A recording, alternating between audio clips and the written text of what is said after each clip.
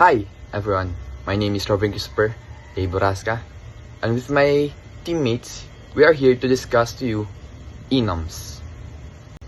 So the agenda of this presentation is to define what is enums, advantage of enums, uses of enums in real life, and an example of it. Enums is a special data type that enables for a variable to be predefined constant. So if I were to make an example, there is a coffee that can be small, medium, and large. So instead of using one for small, we can say that coffee size dot small or coffee size dot medium. So it will be easier to understand. What are the advantages of enums or enumeration? It improves code readability, it prevents invalid values, better type safety, and support real-world applications. What are the uses or real-life uses of enums? It uses in traffic signals, red, yellow, green, represent different states of a traffic light, order status in e-commerce, and user roles in a system, and many more. Here are some examples of enums. So ngayon gagawa tayo ng basic or easy enums lang na code, no? So first gagawa natin mo tayo ng class, which is ang pangalan ko sa class ko is yung favorite animal. So ayan, yan yung pangalan na ng class natin, okay? So next, ilagay natin tong public static void main para di na tayo mahirapan. And ayan, nandito na yung pinaka-code natin. Ayusin na lang natin to. Ayun, i-delete natin yan. Yan. Tapos punta tayo sa pinaka-simula. Diyan, lalagay natin dito yung enums natin. Yung magde-declare na ngayon tayo ng enums.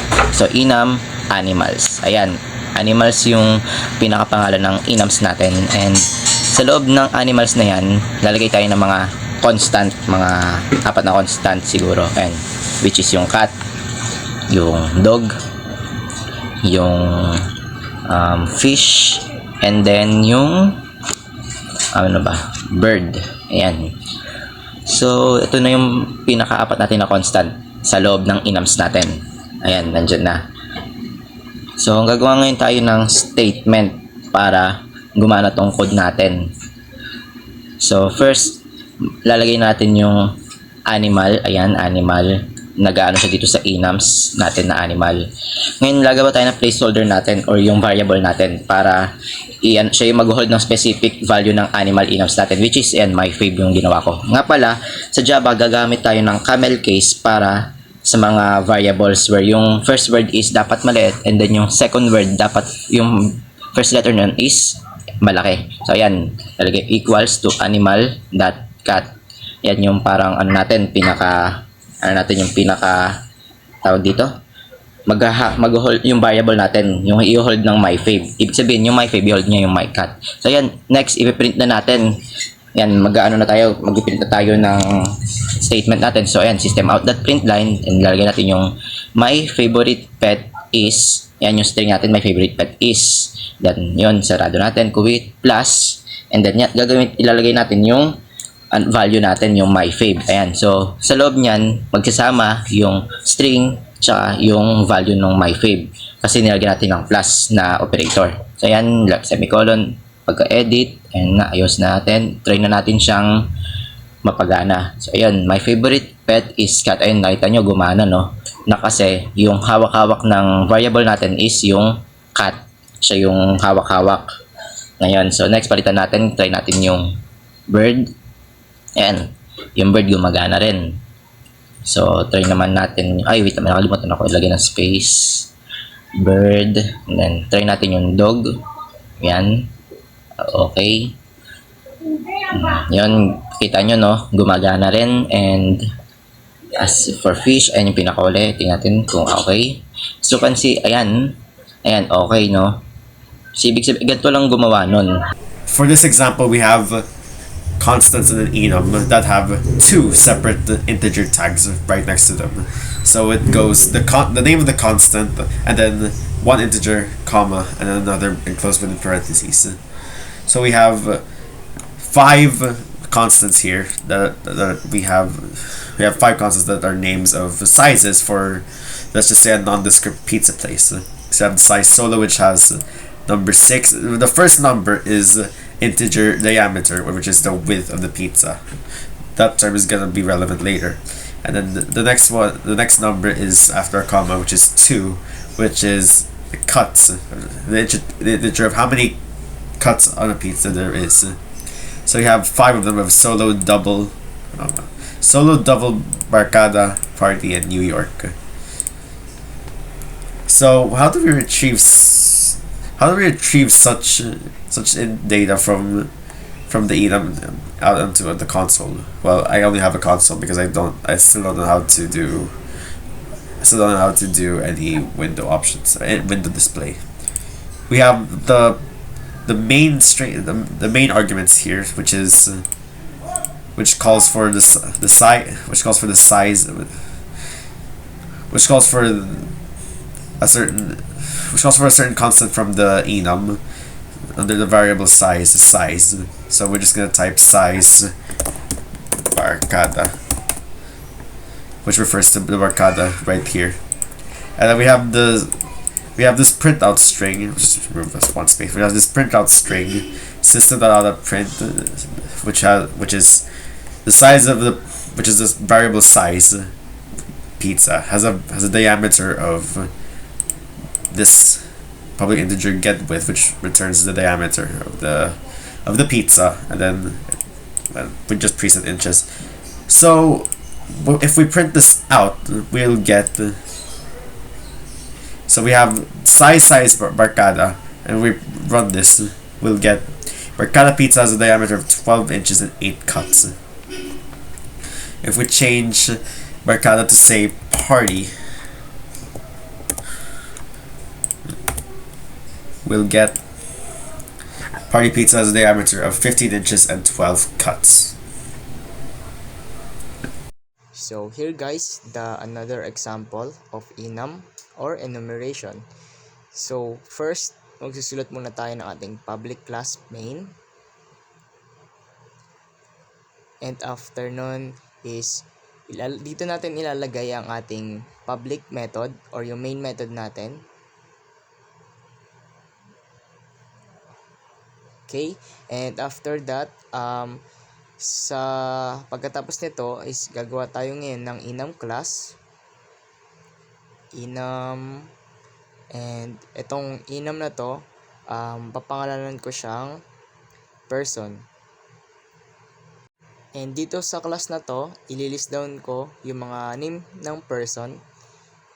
So, first is si John, and second is si Kyle, pangatlo si Kite, and then pangapat si Leo. Ayan.